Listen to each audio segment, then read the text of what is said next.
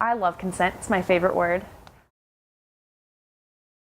Consent to me is a noun. It is the positive, unambiguous, enthusiastic, voluntary agreement to a specific sexual activity during an encounter. Consent to me is something that's given voluntarily by somebody who understands what they're consenting to, and someone who wants to be there, hasn't been coerced in any way, mentally, physically, anything like that.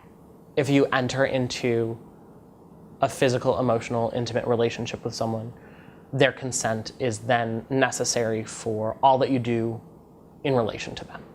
So in my mind, consent is an active and continuous process whereby whoever is involved with what's going on is consenting in an active, enthusiastic, and free way.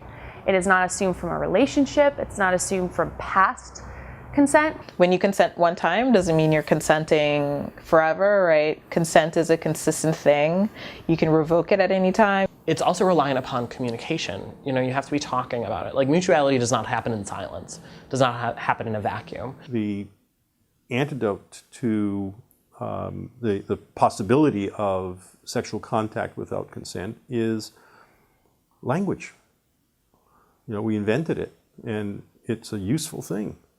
I think that the best type of consent is verbal, in my opinion, but I do think that if you do know somebody incredibly well, there are ways in which body language can be used as a form of consent. So you have to understand the ways that different people communicate, and meet them where they are in terms of how they communicate, but also do it in a way that is, you know, respectful and understanding that yes means yes, and yes can come in a lot of different forms, but make sure that what's coming at you is a yes. You don't want to be leaving a hookup feeling gross in any form that your hookup takes. And I think that that's what consent about, is being able to leave and feeling like after you leave you can still breathe.